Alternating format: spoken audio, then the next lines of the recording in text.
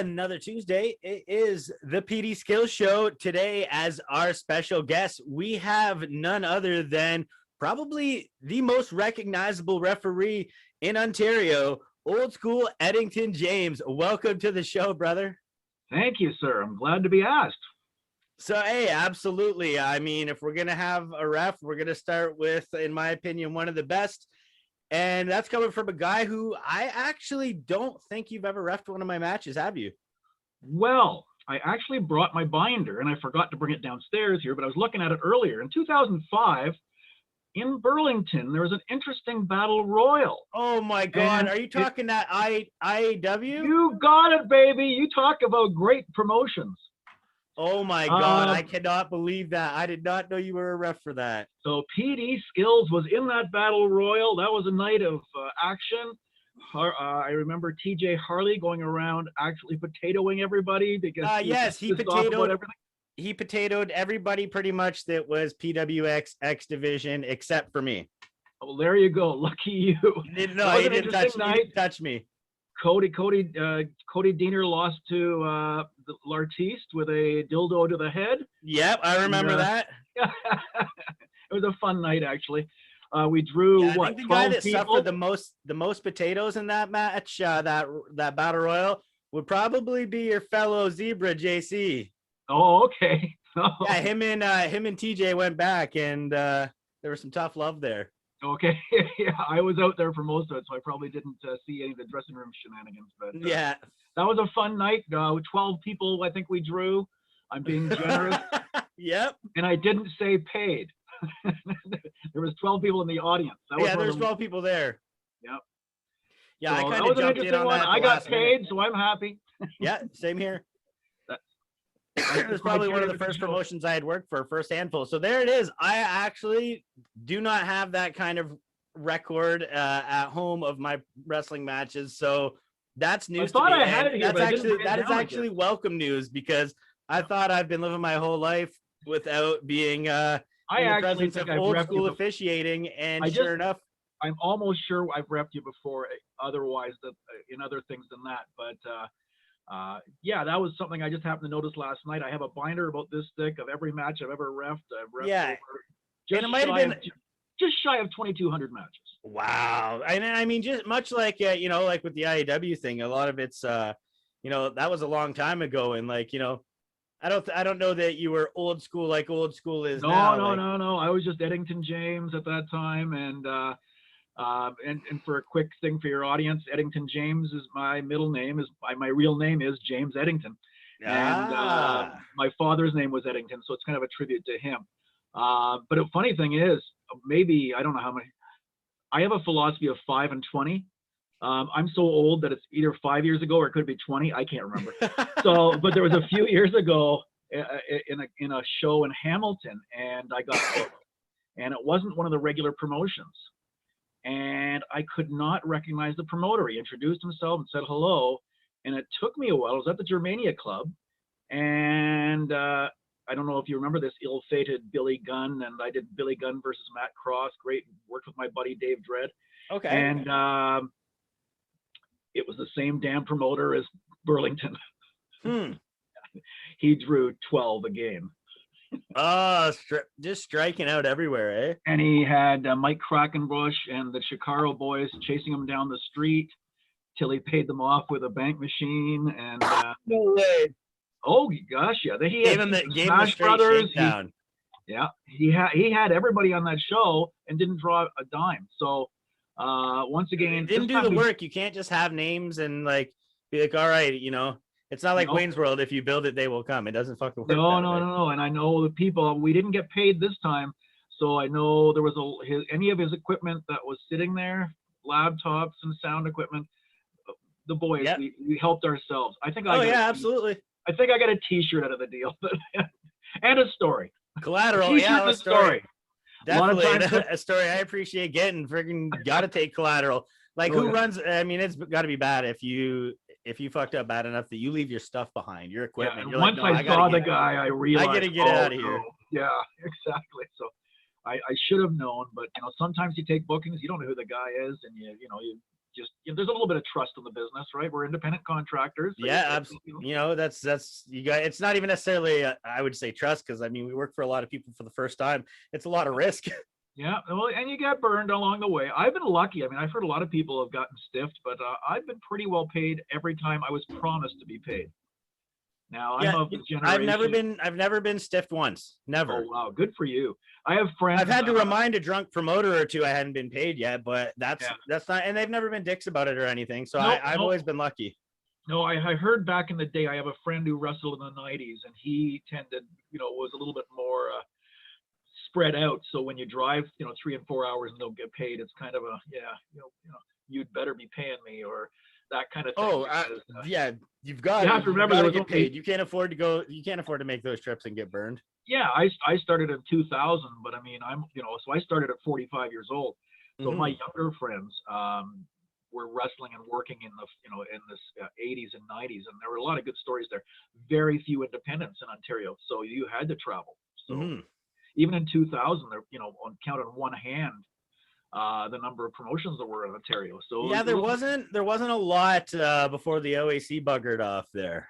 No, and I just started to jot down the promotions I worked for. I was looking at your pre-questions, and that's how many promotions I've worked for. And it was like, and I think there's even a few more. So we're pretty close to 20. I would say you've 110% worked more promotions than me. Oh well, you had a T-shirt before I did, for fuck's sake. oh, that's a bone of contention with a lot of workers, I'll tell you. I did it once. I did it for 2.5 weeks, 3 weeks. I sold out 100, and that's it.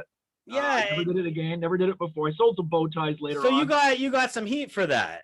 Oh gosh, yeah. The workers hated me for it because I'm not a worker. People don't realize. I mean, I don't know. Yeah, but who are your fans? You've got character in that ring. You have something that makes you different than everybody else that does your job. Well, and there's wrestlers that can't say that. And that's excuse me. That's sort of the way I looked at it. Certainly, Warhead Chad was a big backer of mine. And a few other people, of course, Lenny Lilac, and a few people backed me up on that and just said, you're a character. You're beyond a referee. You're a character now. 100%, like Red Shoes in Japan. Like one of my favorite comparisons. He's an old guy too. I didn't know that. He looks young, eh? Yeah. But a friend of mine was in Japan and said, "Oh no, he's been around forever." And I'm going, "Oh, I thought he was just a young kid." And I kind of like honestly, like and I get so mad, as I sit here and get grayer and wrinkled, like. A lot of my friends that are of Asian descent, they do not age, and I'm like, you are forever young. Like they look like the day we went to high school together. Yeah, exactly. So there you go. And I mean, he made himself different. And when I was young, the referees I used to watch, they didn't make themselves different so much. There was a guy named Izzy Moydell who worked in the WWF, but he used to raise his hand too. So I've always done that. So you raise your hand, but I raise mine up too. So just a little it's kind of like we did it. Yeah. When I counted. Instead of doing 1, 2, 3, I usually spin like 1, 2, just little those are the things that set you apart, and those are the things that make you a character. No, I think what makes me a character, let's be honest. I mean, I'm not being facetious at all. Is my age. I mean, I'm 66 years old. I started when I was 45-year-old rookie. So a lot of people work to put themselves over. I don't think I did. What happens though is because of my age, it's kind of funny. So like if I'm at Death Proof, for instance, they'll do a spot for me. Or I remember Caitlin Diamond and Spinelli were in a match and doing something, and they just spontaneously said, dance contest, and the three of us had a dance contest. I didn't know anything about it. So people are, oh, you're always putting yourself over. You're doing comedy. Yeah, but I don't do it. The wrestlers tell me, hey, let's do a bit. But those things fall into your lap because of the work you already put into yourself as a referee. You've got those little nuances, those little differences that kind of set you apart. And I mean, obviously, like we're all there hours before we get to know each other as a person. You clown around and, you get respected as a professional, then people are willing to let, people know that you can do more than just go in there, stand in the corner and do a 1, 2, 3. Like you could participate. Why would you drive 800 kilometers on a weekend, to do 2 or 3 shows for $50 a show? I mean, it's not worth my gas. To be honest, I don't know what people are listening to this. For you young people, I'll give you some advice later on if you want. But the bottom line is we don't get paid, and wrestlers get double what I make. And unless you're a rookie wrestler, I started out. I remember a referee recently asked me, "Hey, I just reffed a show. how much should I be asking? Well, he's asking the wrong guy, because you're asking afterwards. This is how much you make. That's how much I made my first 3 years. Yeah. A big zero. I worked for Ron Hutchison, and the trainer of Edge and Christian and Trish Stratus and all those people. Great guy. We used to stand out in front of the gardens together. That's the only way I know him. And his deal was, hey, you come work for me for nothing, and that'll be your training. So I was thrown in the ring with Sin and Vijay Singh. That was my first match. And he just looked at the locker room and said, this guy knows more about wrestling than any of you, because I was a fan for so many years. Yeah. I think that set me up for years.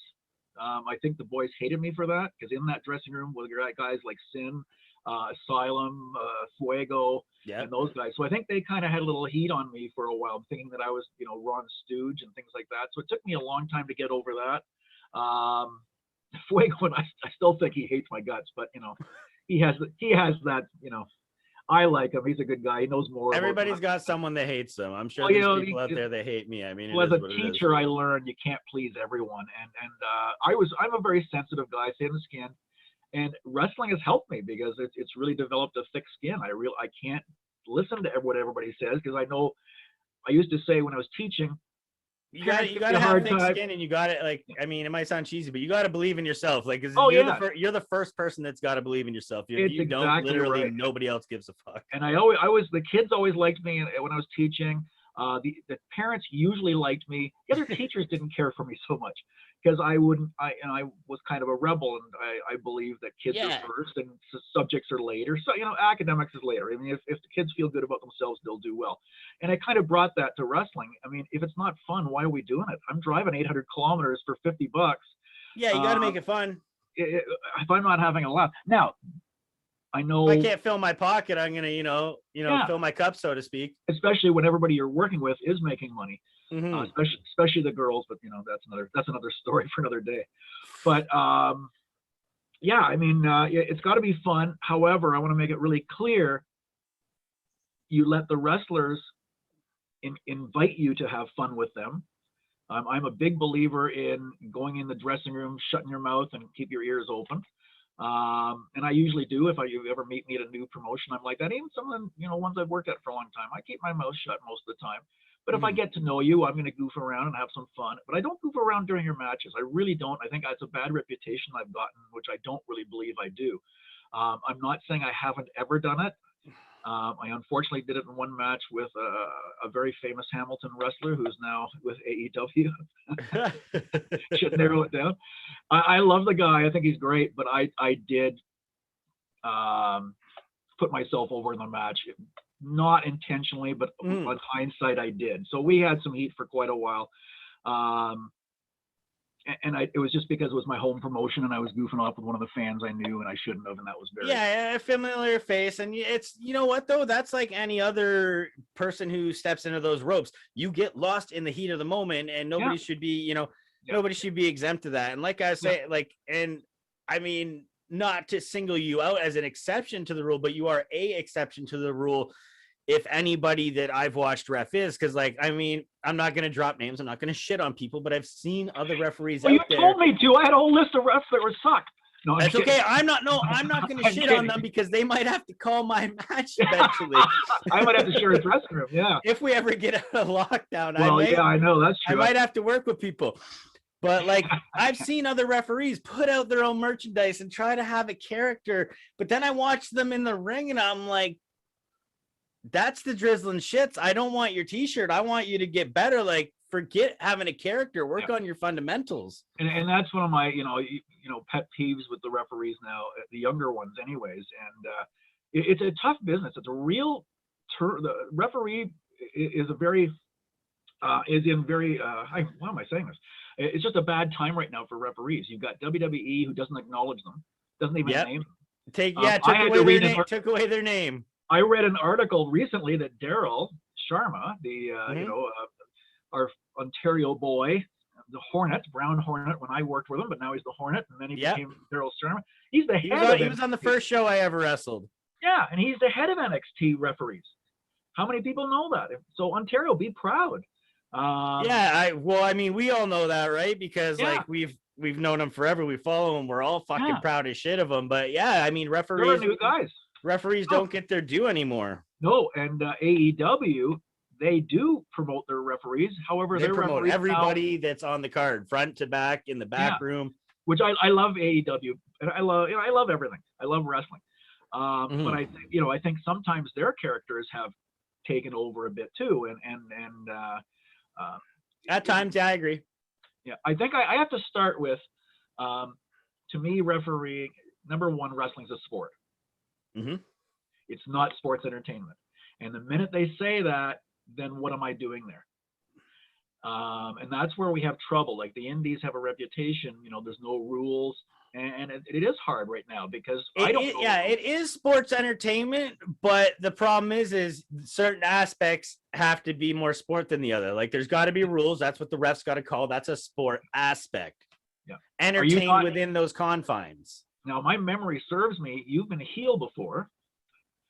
Okay, you get a lot more heat if I'm giving you rules, because then you have rules to break and bend. Absolutely, 110%. If there's no, and that's a lot of times, to be honest, that's a lot of times because I wrestle a lot of hardcore matches.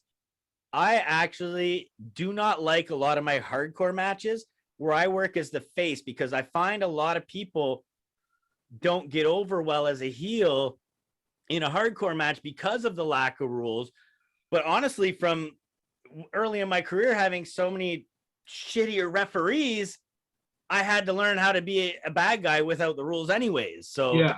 I totally get that. A good referee I don't know how kayfabe this is, but for instance, I don't teach a lot because I don't know. I mean, if you're getting into the business, certainly I tell them go to wrestling school first. Number one, become a wrestler, or at least learn how to wrestle, so you understand what the other guys are doing. I started training at 63, probably a little late, but I always tell the guys, I said, here's an example. Putting a headlock in front of me. Yep. Beautiful. But if you're going to choke him, don't choke him in front of me. That's just dumb. Yeah. Put a headlock on and now pull it away from me. Pull it away from me. I'm behind here now. I don't know what you're choking. I don't know. I'm behind you. I can't see you. I'm going to run around and chase you. The fan, that gives the fans so much heat because they're so mad because you're cheating and I can't really see it. But instead of doing it right in front of me, where's the heat? Yeah, and mind you, I find, like, because I do agree with that. The only difference I would sometimes add is the first time I do it, I try and get a little bit of the ref's vision, only because the ref brings the attention of the crowd to it. Right. Okay. And then I'm like, that's I get my warning, and then I'm like, oh, now I'll smarten up. Like, oh, sorry, boss. Yeah. And then get him in the corner and do it again, and like. But don't just go, hey, look over there, ref, because that's just so dumb. That is one of my least. Even the veterans your fly's undone type deal. It's look at the crowd. She's smiling. Okay, yeah. Okay. Mm-hmm. So do something to distract me, but that's just kind of lame. So that's one of the problems we have in wrestling today is there's a lack of rules. The 10 count outside, and my big pet peeve is the 5 count inside for a tag team. There's no such thing. Oh, I like that they're going 1, 2, 3, 4, and they're saying, well, why don't you just disqualify them? Well, because I know that's not the finish, and this is gonna be a fucking train wreck. And I'm 110% behind you. When it time calls for it, sometimes you got to let them know, like that's a life lesson. No, sometimes the ref, that's it. Like, well, I remember one time, and I won't say who it was a veteran, a very well-known veteran. Doesn't matter. But whatever, he did a fight, and he was out in the stands, and he was out the thing, and I mean, it had to be a million count. They were way out in the far, so I had to follow them, and they were out and out and out. The finish for the next match was a count out. So picture that. Here's a match where this guy has been out for 100, and the next finish do I want to be? 10, that's it, ring the bell. So I look like an idiot. I mean, because sometimes you don't always read the card. Like, it's not like the old days. Yeah, so you had an accidental count out before a planned count out. Yeah, so I mean, just saying that sometimes if it looks like a sport, it's just better. I come from a different time. I mean, I started watching wrestling in the late 60s, early 70s. So It was doesn't make totally you different. wrong. You're allowed to say I came from a better time. Yeah, no. Hey, look, I look at those old matches and I go, wow, how did I get hooked with this?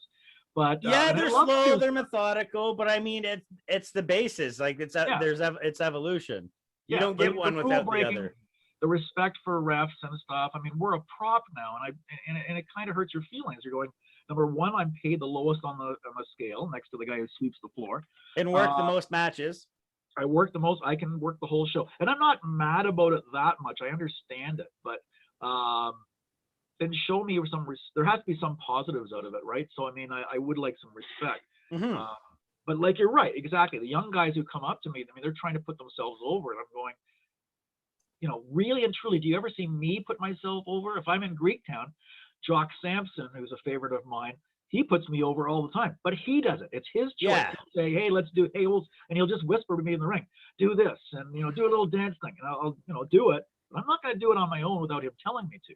Yeah, So I had that when I wrestled Scott, when I wrestled Hack. Oh, sorry, Anti-Hero SOS. I gotta help him get the name over now. Okay. when I wrestled Hacker, yeah, he was big into getting the ref involved. Like he did a spot where like he grabs the ref's hand and then they both clothesline me, and the ref's like looking like I didn't mean to do that, and while the ref's like, hey man, like he high fives the ref.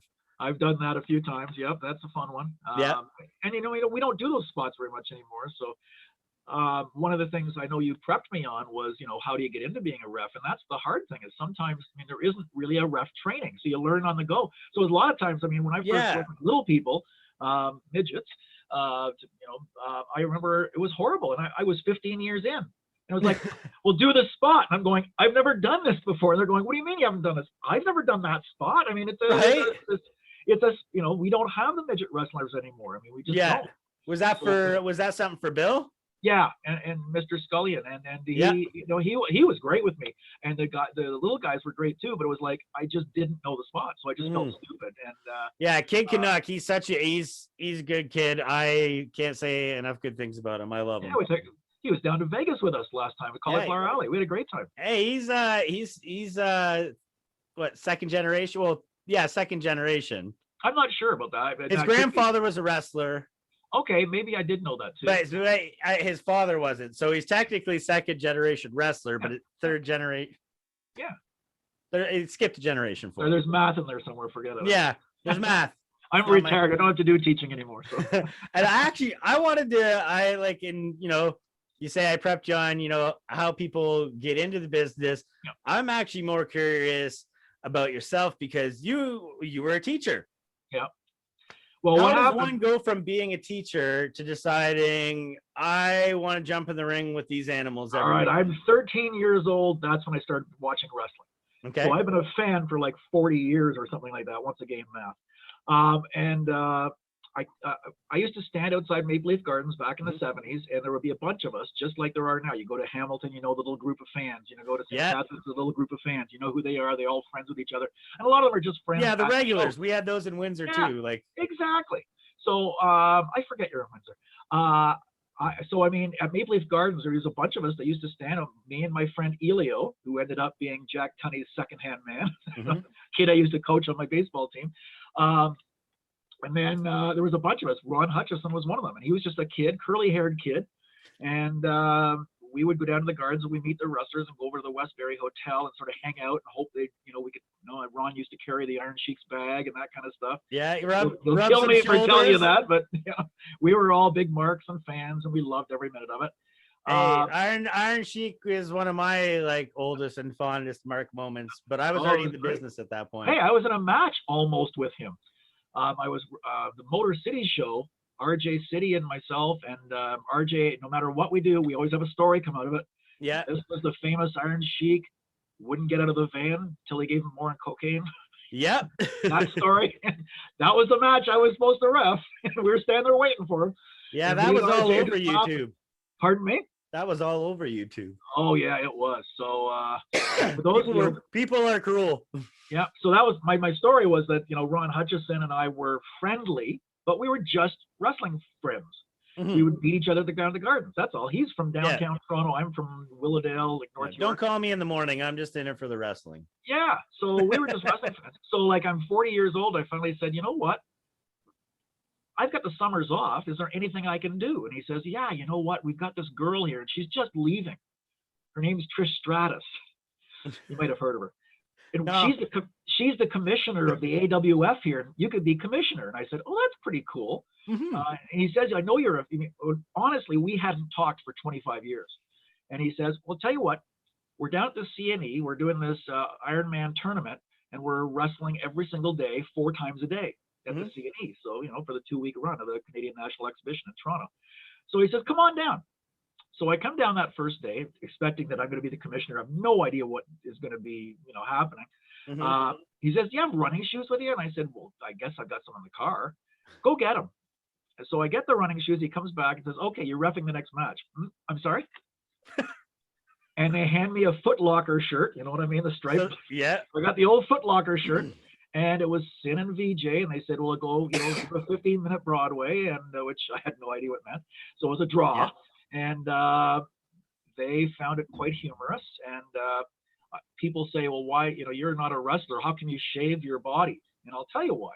Because VJ and Sin would get in on me and pull the hairs on here. Oh. Just pull and pull. And they just thought that was the funniest thing. And they'd be doing it 3 times a match. And I'm almost in tears.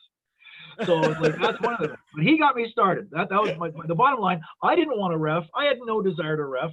So you didn't even seek that out. You came came thinking, I'm gonna do this commissioner deal. No one wants to be a ref. I don't care who you are. If you look at my eyes and say, oh, I grew up, I wanted to be a ref. Baloney. I would say nobody grew up and wanted to be a ref. You wanted to be a wrestler. Realize they want that's the path. You wanted to be a wrestler and it didn't work out for you. That's what happened with me. There was no internet back in the day, right? So I mean, in 1970s, 1980s, there's no internet. I didn't know there were wrestling schools. The announcers made it sound like these were all, hey, this guy's NCAA university athlete. This guy's in those days was a World War II veteran. This guy was this. Nobody was less than 200 pounds. Like back in those days, everybody was 220, 230, 240. Flair was looked at as small back in the 70s because he was 230. Very much so. It was Steamboat, and those guys. They were small. They were 230. They weren't 280, 250, those guys, which was normal. So I didn't think I could wrestle. And then when Ron came back one day at the Gardens and he says, oh, I'm just training. Well, he's probably 18. I'm 10 years older. So I'm 28 going, okay, I just got married. I got a house, I got a mortgage. I got a house. I can't drop everything and train for wrestling. So I gave up. I just thought, I didn't think there was even a possibility of learning how to wrestle. So nowadays there's a wrestling school in every corner, and on internet I could pump in Google and say, how do I do a, drop down, whatever, Yeah. There's a lot of people, there's a lot of people out there that are self-taught. Yeah. So, I mean, it was just, I didn't even think there was a dream. And then I was 40 years old and said, this is silly. I mean, if I am going to do something, I better do it now. And even then I think it was too late. I've done everything late. I started teaching when I was 31. I started, that kind of thing. So, I mean, I've always done things late, and hopefully I'm an inspiration. That's what I look at, is I want to be an inspiration for people. Don't ever give up. There's always a dream. I'm 66 now. I'm sitting here going, when is this damn COVID over? So I can still, so you can get back in it. Yeah, I hope so. I don't know if I'm going to be able to, because my, every day, I mean, you're a little bit less, no matter what. I miss 2 things, the ring, and I miss the gym. I really miss working out. I do a bit at home, but you can't do this unless you've got a home gym. And there are days that you don't have the motivation. Are you still doing it? Actually, there's now from home, like, do you still do any Zumba? Either like remote? Now, do you guys do any remote stuff, like your classes? You can just, for anybody who would like to do Zumba, because plug it, yes. Go to YouTube. Period. Put in Zumba. They have a bunch of guys do Zumbas on there. A lot of them are just, instead of a full routine, a lot of them are just individual songs or maybe a warm-up. No, a warm-up's 10 minutes long. So you do that, then find another one, and then find another one. Plus my Zumba teacher, I mean, that's the way she makes money. She's online right now, so I pay for hers, but the YouTube ones are free, and some of them are very, very good. So I might do 4 times a week, half an hour, maybe an hour. Still active in that. Oh yeah, I try my best. It's just fun. Work out or dance.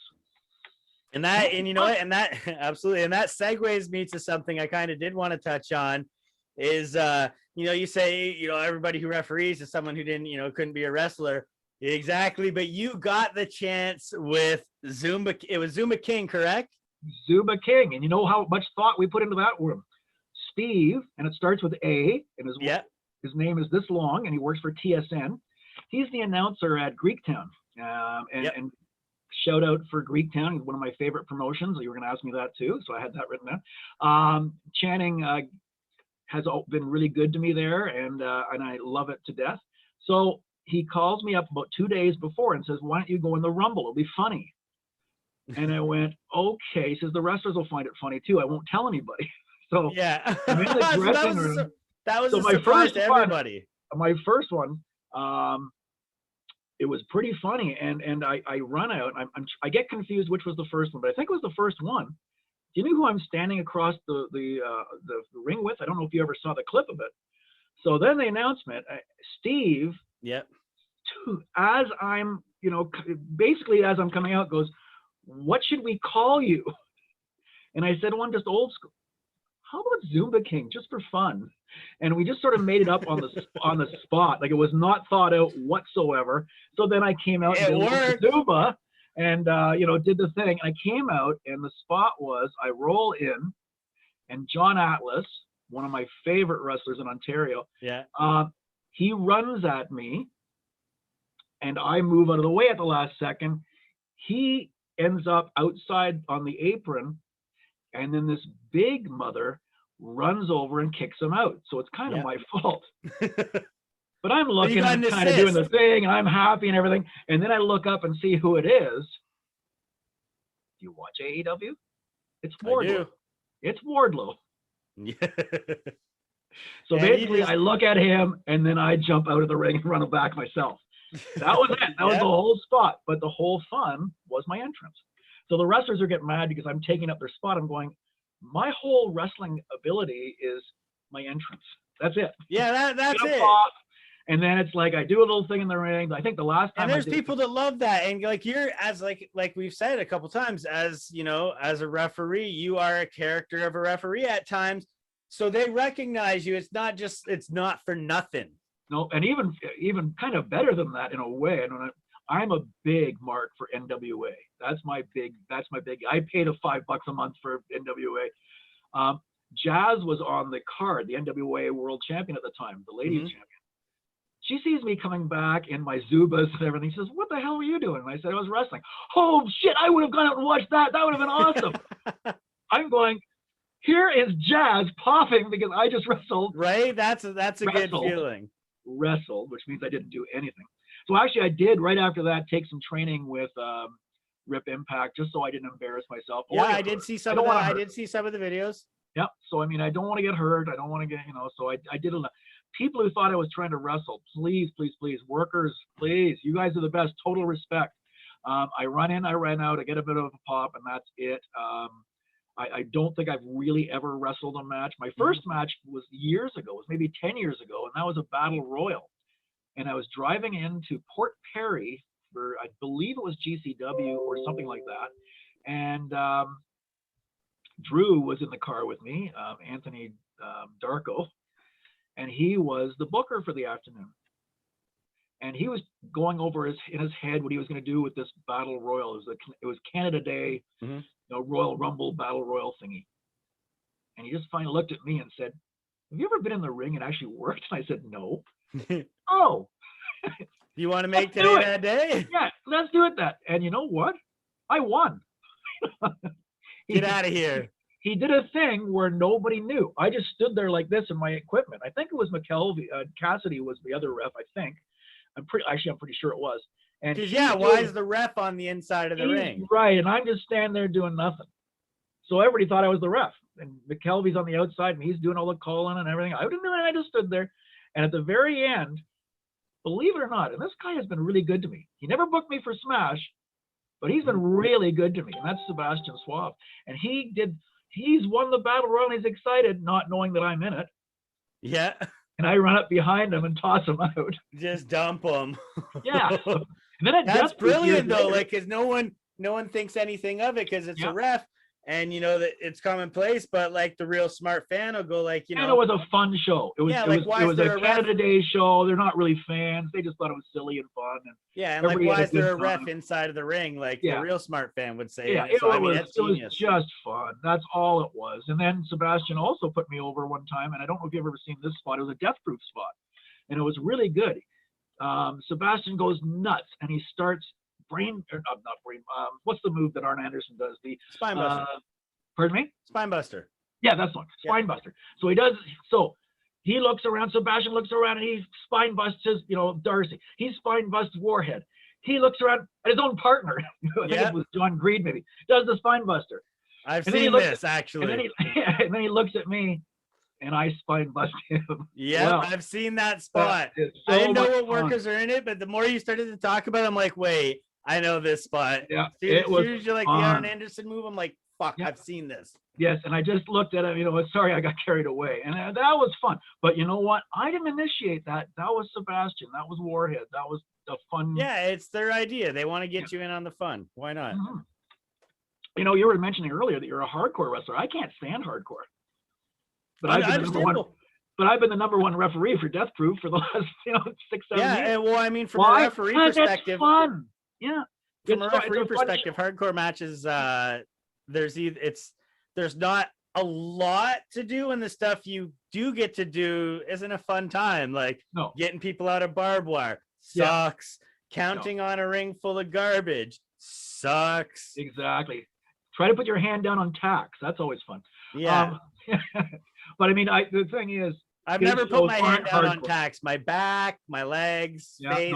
His shows are not hardcore. They're just fun. It's a party. So it's not hardcore wrestling. It's just my idea of hardcore would harken back 30 years, 40 years, where you'd have a feud. Yeah. And you couldn't settle it in the ring. Then finally, it's a cage, or it's a hardcore match, or it's a thing. Not just, hey, here's PD Skillz and Joe Blow, and let's have a hardcore match. Well, why are we doing this? Because it's fucking Tuesday. I know. And we bought some extra chairs at Walmart. So. And you know what? And I've had matches I've been booked in where it's, hardcore for absolutely no reason, but I'm like, okay, well, you're paying a little bit extra for that, and whatever. But it does show in my performance. If there's a feud, if there's a reason, if there's something behind it, that will show in the performance. You can tell when somebody's doing hardcore for the sake of it versus like when they're going for a bang or a blow off to a feud. It's a cliche. I mean, there's got to be a story. It's a cliche. Yeah. If there's not a story, then it's a match. And I mean, and I've had hardcore matches and deathmatch type matches with guys who that is their style, and it's been for completely no reason at all. And I'd much rather go, you know what, though? My hardcore match with Jesse Jones was so much better because there was a story behind it. There was almost a year feud at that point behind it. And I have his name written down, actually, because he's one of my favorites. I learned a lot from him. He was very me too. You know what? When I first started in wrestling, I was in PWX. I was one of their X Division guys. You get grouped in with that bunch, you get shit on a lot because there was some questionable training among some of the guys that were prominent in there. And Jesse was the first guy to really give me a chance, him and Eddie. And they were the first ones to really pull me out of just PWX and really, give me a shot to be one of the boys outside of that locker room. I didn't meet Jesse for a long time. There's a lot of wrestlers. I remember Rip Impact, we used to have a big joke because, I mean, I knew him for so long and I never refed a match of his. We just never, you never connect sometimes. Mm-hmm. So Josh Alexander was another one. I mean, I knew him. I met him in the lineup at a UWA show. Heard him talking about his training. This was like this 17-year-old blonde kid who was about 150 pounds. Jay Phoenix. And I turned around and said, "Oh, I referee." "Oh, do you?" And we just started talking. That's how we became friends. And way to go, Josh, X Division champ. Yay. I'm fucking stoked about that. I've been talking shit to people about that being the right move for that company to make. Oh gosh, yes. He's my favorite. Since the day he was signed, he's the next guy. Like, he reminds me in that division of TNA Samoa Joe, where like he can be X Division champion without being that mold. Like, no. it's awesome. He's a smash mouth wrestler, and I'm excited for him, proud of him. People often ask me, what my favorite matches were, or the ones I think were the best that I was actually in the ring for. And Josh thinks I'm bullshitting him. He always does. And I said, well, in my top 10, I think 8 of them are yours. Everybody is their own worst critic. No matter how good he is, he'll shit on himself. Yep. I mean, Jake O'Reilly, we don't work together anymore, but I have always thought he's the most underrated guy in Ontario. But Josh Alexander, very talented, yes, just so good. And so my top matches, almost all of them involve Jake or Josh, yeah. So I mean, he's just that good of a wrestler. I love Ethan, but it's nice to see them separate right now. And Ethan's having his success, and yay Ontario. Yeah, absolutely. Now we've touched a couple times on you coming from being a teacher to the crazy world of professional wrestling. What age group did you teach? Grade 6 mostly. Grade 6 mostly. I taught from 4 to 8, but in general is grade 6. Yeah. So I feel that's the age where I really started to notice maybe myself and other kids start to get a little bit more of a backbone in the classroom than they should have. Yeah. Oh yeah. I used to tell kids, I said, you do what you're told and you're an A student, you won't get any attention from me. I said, I like the smart aleck, because I said, you give me a line, I'll give one back. And I liked the smart alecks. I liked the fun kids, the kids who needed me. They needed me. If you're an A student and you do what you're told, you don't need me.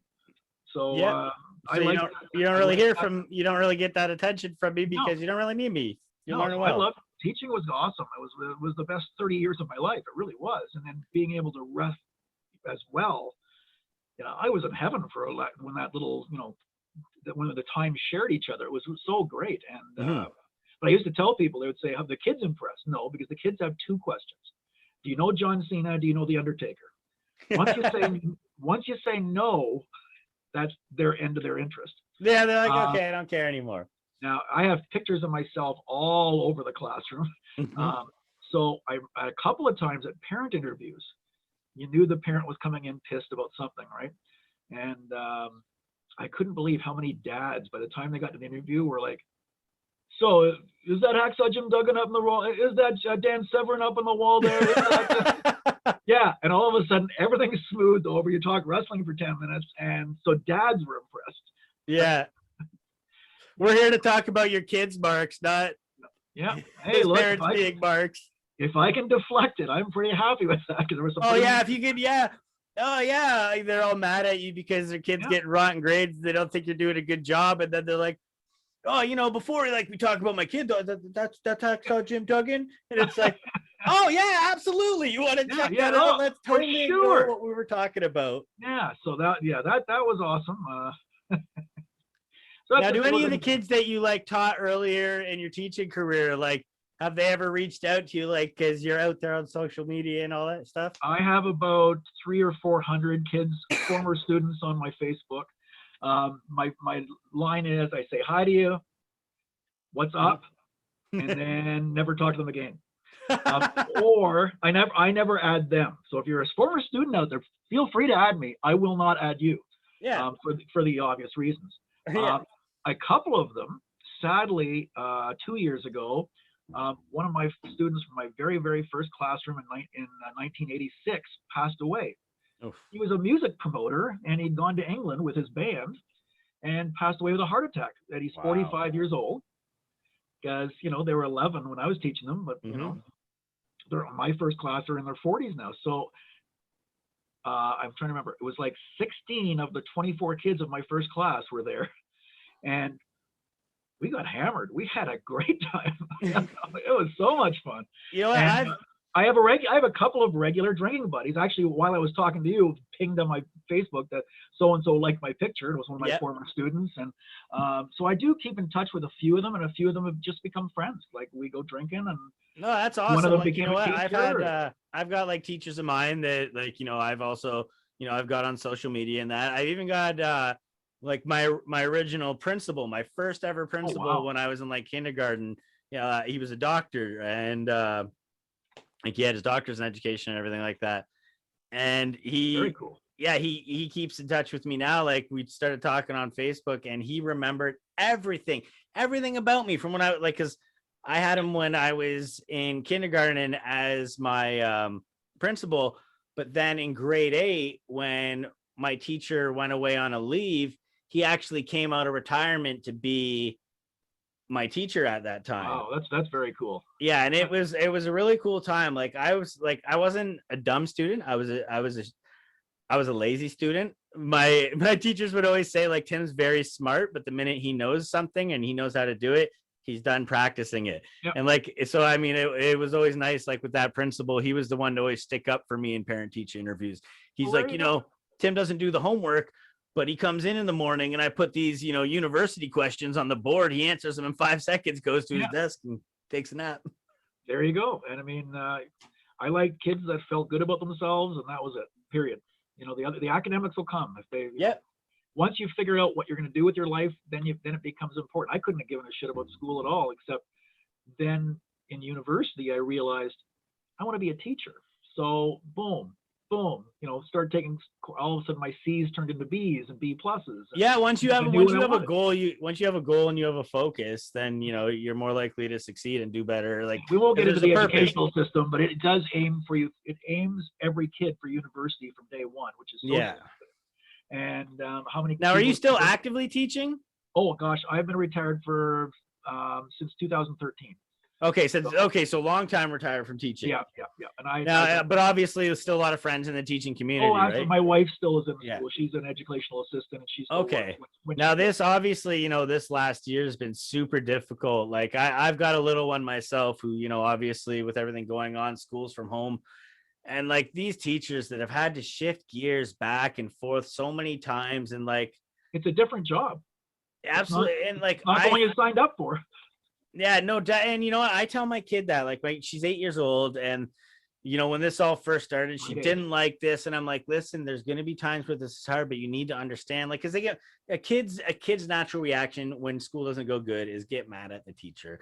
Yeah. And I tell her, like, I know this isn't how you want to learn, but I promise you, this isn't how they wanted to teach either.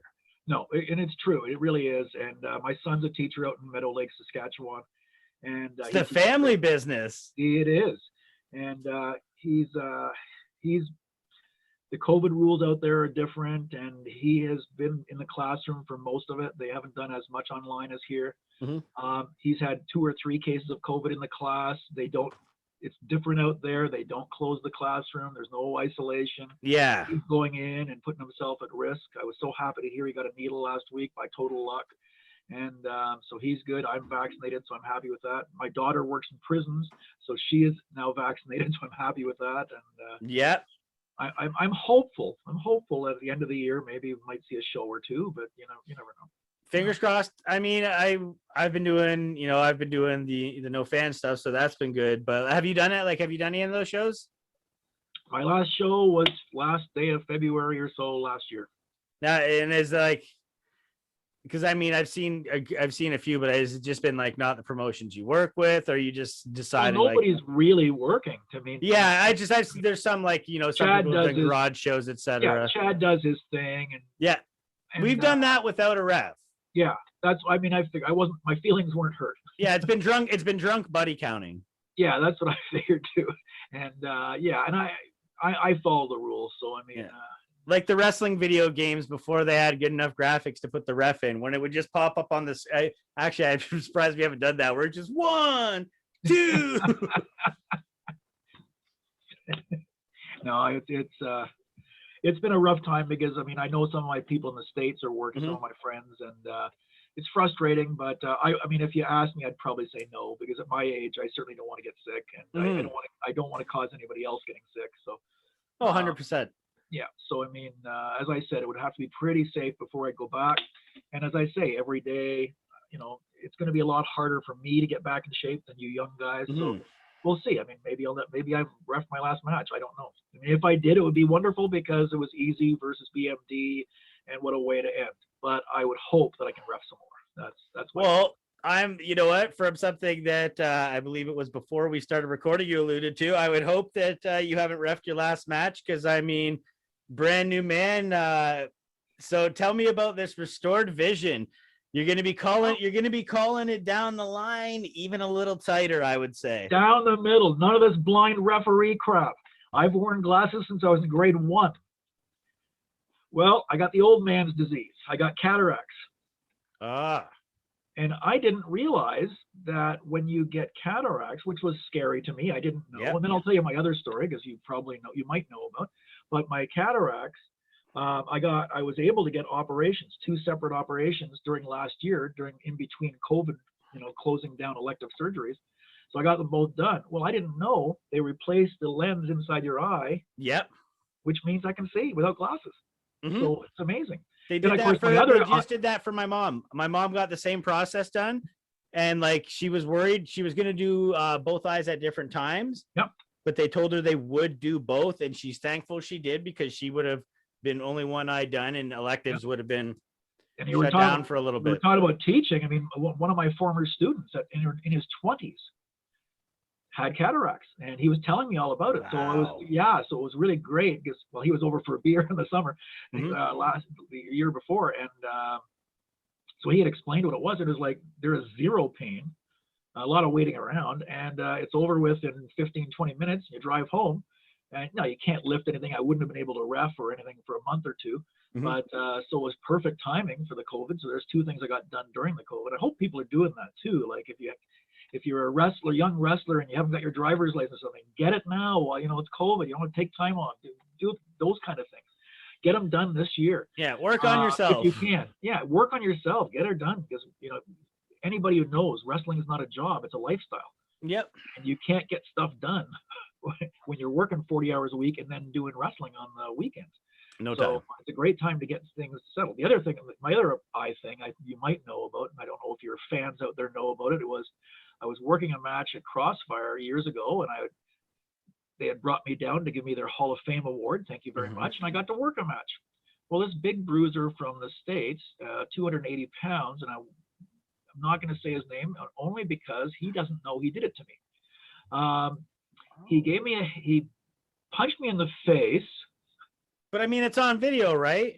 It is actually. I have a picture of it too. But he hit me, and then I was to roll out of the ring. And if you know Crossfire, they have a very high ring. Yes. Long story short, I rolled out to get out of the way, but I didn't get. I'm not under the apron or anything. I'm on the floor. Yeah. Well, this 280 pounder lost track, did something else, and had no idea where I was. Just never thought of it again, and then jumped out of the ring right on my head. Oh, fuck. No, I did not know this one. Oh, okay. So 2 weeks later, I was diagnosed with a stroke in my eye.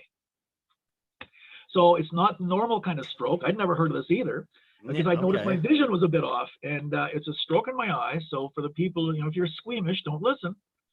I get an injection in my eyeball every month, and I've had that. This happened in December of 2019. And I'm at the point now that it's every 2 months. But is this something that eventually will be done?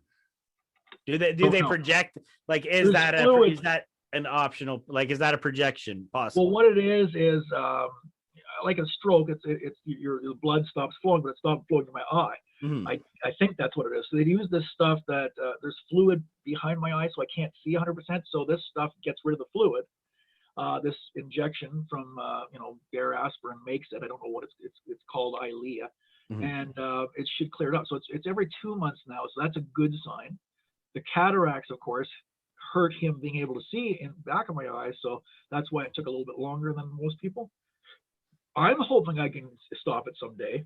Yeah. But you go in there, and I tell you, you go to this eye specialist, and you can't get a seat because there's so many people getting it, and it's needle in the eye day, so everybody there is to get the same thing, right? So it's just I'm literally over here keeping it together. I know. Needles is actually this is a wrestling one thing where I'm like, yeah. Well, have you ever seen any of the Saw movies? Can I tell you what it feels like? It feels like a needle in your fucking eye. That's what it feels like. No doubt. There's no, they put a bit of freezing in, but they honestly. They put a couple of eye drops in, and then they go right in. Like that's it. Oh, and so yeah. Like, have you ever seen any of the Saw movies? I haven't. I'm not a horror movie guy. Okay. Because like I've seen literally every single one, and the only thing that I cannot stand is when someone gets thrown in the pit of needles, because needles is my one thing. No. I'm the exact. Well, needles doesn't bother me. I had a lot of allergies as a kid. Yeah. So in the old days, back in the 60s, you'd get needles for for cats or for grass or whatever. So I got 4 needles in my arms, like 2 in each arm. As a 10-year-old kid, I'd walk to the doctor and he'd give it to me. And I found out I reacted to most of the needles, which means that so it's like nowadays you'd call that anaphylactic, right? Yeah. So I used to get a 5th needle, which was adrenaline. So in other words, an EpiPen. Yeah. And I would get that after all my 4. So I was getting 5 needles a week. So needles don't bother me at all. By the way, vaccine. So you had to have your needles, and then you had I did the Pfizer thing. Never felt a thing. We were chatting through the whole thing. Left. My only side effect was hope. Yeah. No superpowers, no tails, no nothing. Yep. Nope. I still have a sweet ass. My wife says I have none, so I don't know. Yeah, the needle thing. And what's funny is like I don't mind getting a shot. That doesn't bug me. But like I can't watch somebody give themselves like a shot, like if they're diabetic or something. That grosses me out. Same with me. I could get them myself, but seeing them in other people, just I couldn't watch you get a needle in the eye. I mean, I couldn't do it. I would. Yeah. But and like I'm a very visual person. I mean, as a wrestler, like you got an imagination like that. So like when you sit there and talk about it, I'm like, nope, I can see it. I'm a visionary. I see it, and it's gross. 20 over 20 years in the ring, and that's my only wrestling injury. And if he ever knew that he did it to me, I know he felt really bad the day, like because he landed on me, and he knew he landed on me, and he felt so bad, so apologetic. But you know the way the internet works now that you've put a month on it and a year on it, people are gonna catalog and they're gonna figure out. He's from the States. He'll never know. I just don't want to make. I know he didn't mean to, and it wasn't on purpose or intent. He wasn't mad. No one does that shit on purpose. Accidents happen. Hey, one of the things I had to live with was the first person I ever like hurt was Pat Tanaka. Oh wow. Yeah. The man who could take any bump, and you broke him. Yeah, his shoulder, which ironically is the only thing I've ever went to the hospital for is my shoulder. So karma, it catches up. The only time I went to the hospital because of wrestling was, I hope he likes me telling this story, because otherwise he's going to kill me. My buddy Bill, I think we mentioned him before. Yeah. Scalia. Me and him actually go back, so yeah. Yeah, well, this was back there. You know how they used to have hardcore matches at the end of Megan Brothers mall shows? Yeah, they're fucking those guys. That shit's hilarious that those guys throw shows. So I did. There was one in Barrie, and I applied. I just wrote and said, "Hey, I live in Barrie. What use me as a rep." I walk in, and I found out it was Flesh Gordon, who was the promoter or the booker, and he's looking at me going, "Oh shit, I didn't know I booked you." But it was funny because Ron's guys all thought I was a stooge, right? So they didn't really respect me, but he was really nice about it. He says, "Okay, here's you did all the matches." So we get to the hardcore thing, and do you remember? And I want to say his name was Magnus. Does that sound right? Yeah.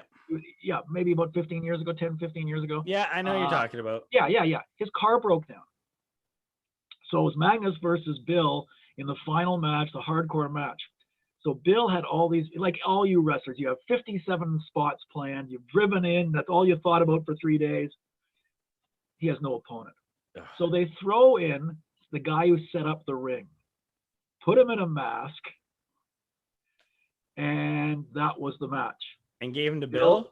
Bill against this ring crew guy who probably was 175 and thought it was cool and was jumping up and down. And yeah. Fuck him up. So, he fucked him up. He fucked him up fast. Yes. So I could see the blood is just coming through the mask. So I finally just rang the bell. And even as a rookie ref, maybe I was 5 years in, 6 years in, I rang the bell and said, "That's it. You knew that was that. That's done."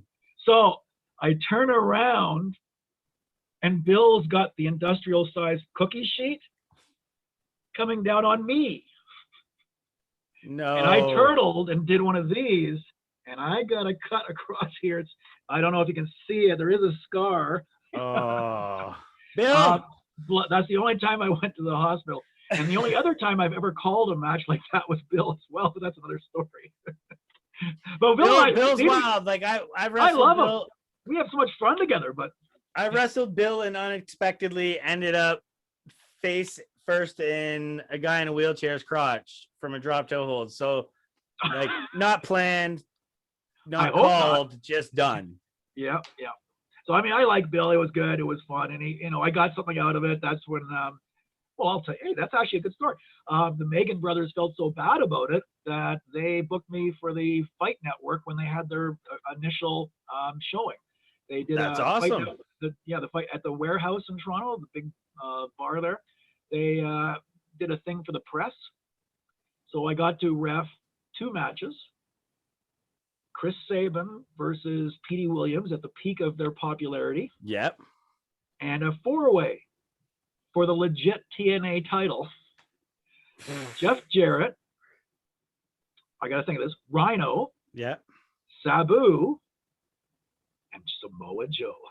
Nice. How exciting was that? The pan shot that paid, so to speak. And they do the match, and so it's a 4-way.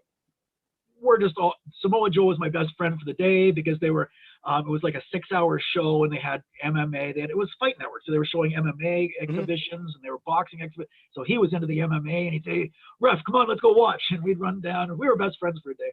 And it was just a fun day, and I probably had a point to this. Oh, I know. Here's rules. Nobody really told me. So and so. Table, it was a tables match, table breaks, 1, 2, 3, raise the hand, yay, That's it. And they say, no, it's an elimination. They whisper to me, and I'm like, oh fuck, I don't know who wins. I had that happen. I had that happen in last 5 matches. I was supposed to be a triple threat elimination. I was supposed to be the final 2, called for the bell. I literally ran and grabbed the microphone and was like, no, like this, no. Well, you have to. I mean, now I always say, is this an elimination or is this a single? So I ask now, but at the time I didn't. So here I am with these 4, the biggest stars in the world right there, and I had no idea who was going to win now because I didn't know who was over. I thought the guy 1, 2, 3, that was it. Okay, good. Yeah. Because they didn't really tell you know. So that was kind of a fun story. And then Bill booked me for his very first Stranglehold show because of that. So that was nice too. That was strange. That's when they were in that like garage type facility, right? They actually, the first one that I know of, the Stranglehold one, was an outdoor show at some park, and in near Dufferin area. And I remember. Okay. Do you know the referee Pee Wee? Do you remember Pee Wee? Yeah. I'm from Windsor. Okay. I love Pee Wee. He was so much fun. We're so different. I mean, I'm the most straight. Yeah, no shit. You know what? I've been in the wrestling business, whether it be setting up rings or in the ring, since I was like 15 years old, and I've bought weed from Pee Wee, but I've never bought weed from you. Well, here was the match. Yes, very big contrast. Oh, I'm lying to me. This is 3 matches I did with Bill that I've called. I've called the ending. So Bill. This was a retirement match, Ricky Johnson versus Bill Scalia. I didn't get the match. So I got to ref Nate Matson and a bunch of guys that were really cool. And Pee Wee goes, "I've got to go." He says, "I've got to go." Like literally, I've got an appointment. I can't stay. You've got the main event. Okay, so I'm doing Bill Scalia and Ricky Johnson. I was excited as hell because Ricky Johnson, you know, we all know Ricky now. But at the time, we hadn't seen him in a long time. And for me, as a young guy, I honestly did watch Ricky in the ring. And we didn't talk to wrestlers. They were too big for us. They were big stars back then as an indie.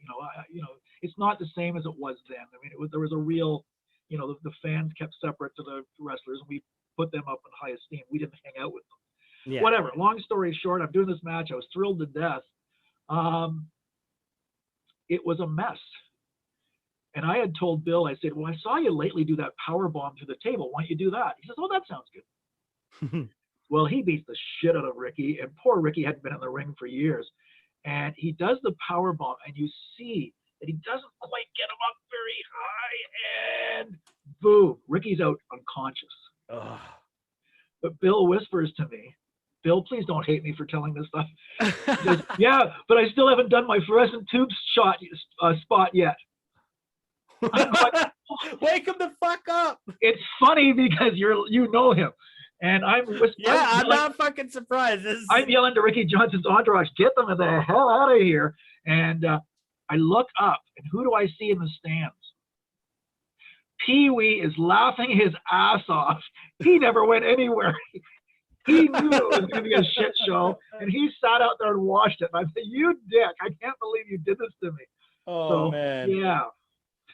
So, the good old days. All right. So, as I say, I love Bill, and you know what? One more time, and had to call that match too. You know what? You mentioned yourself. You mentioned Pee-wee, who actually Pee-wee in the ring growing up was probably one of my favorites to watch just because he made me laugh. But like, I find myself, a good ref can make or break a match. He's a good ref. He is a very good ref, and the wrestlers loved him, so they played with him. Yeah.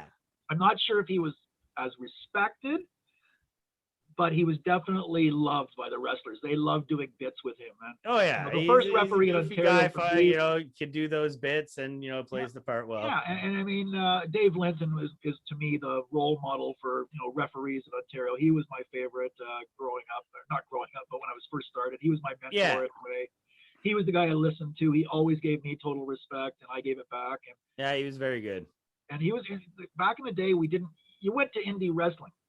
You didn't go to watch anyone until I saw the Hollywood Hunks, and at the same period of time was him as L'Artiste.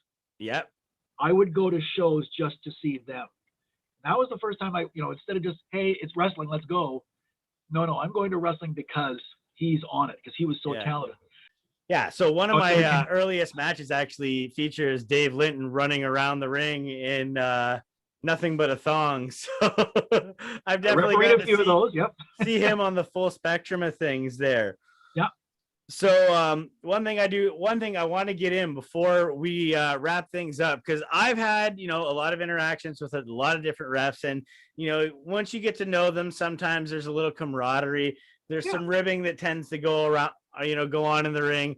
I hope so. Let's hear about maybe some old school ribbing moments where there's been some moments in the ring where you've pulled one over with the boys. This was not a funny one.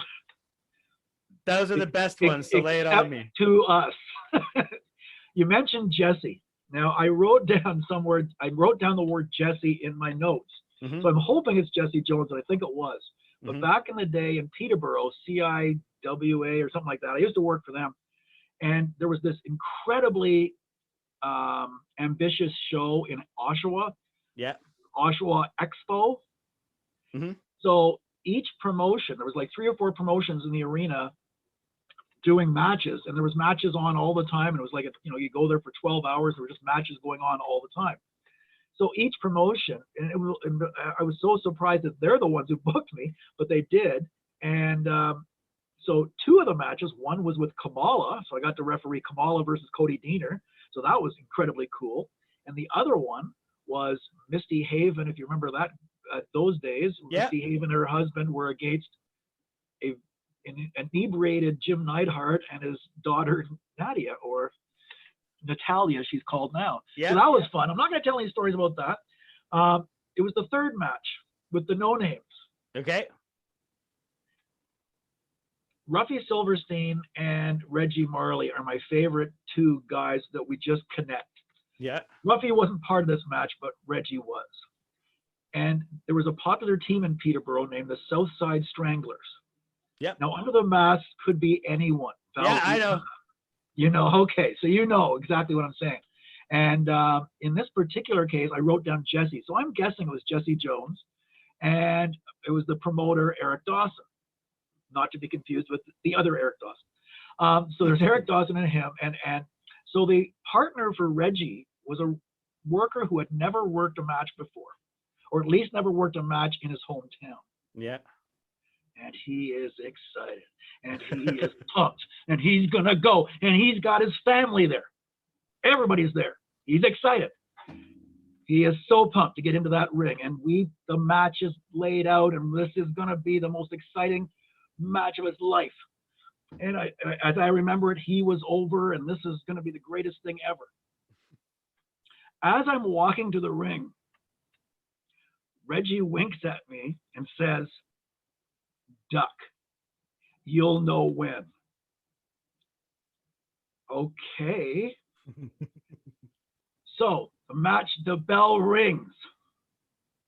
And this worker, well, call him Clay just for fun. He's got the tag rope and he's jumping up. That's his name, Clay. Think about it, Clayton. He's jumping up and down. He's excited. He's got the tag rope and he's waiting for his tag. And this is it. Okay, so they lock up. It's great. Works into the corner. Okay, they work into the corner. Yeah. Reggie's, the Stranglers have got Reggie in the corner. Then they reverse it, and Reggie's got the one of the Southside guys in the corner. Duck. Okay, so I duck down. The Southside guy pounds Reggie in the face. Reggie drops 1, 2, 3 in the first minute. Clayton didn't even get in the ring. What a disappointment. It was the worst. I still feel bad and apologize to Clay all the time, but it was like, oh my gosh, he was so excited. His family was there, and it was a 2-minute match. Well, sorry. You know what? I feel bad for him. You know what? That's a 2-minute match. We have crossed over the hour mark. So it's about time that we actually, that's great, man. And so it's about time we bring that home. Let's see how well Old School has adapted to the new era. Can you tell us where to find you on social media?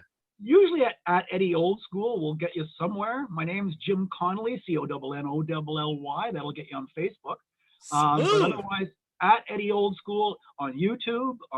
Then you can actually watch those matches I was doing. The Zumba King against Wardlow. It's on there. So there you go. Twitter, I don't usually use very much, so don't bother. Instagram, I'm on there somewhere. Well, there you go. Yeah. And as always, find me easily anywhere at PD Skillz Show. Twitter, Instagram, Facebook, YouTube, all the same. Jim, thank you so much for coming on the show. I had so much fun. Invite me anytime. It has been a great learning session. I definitely got to find out some new stuff. I always end with, this is Old School. 1, 2, 3. He's out of here. And we're out.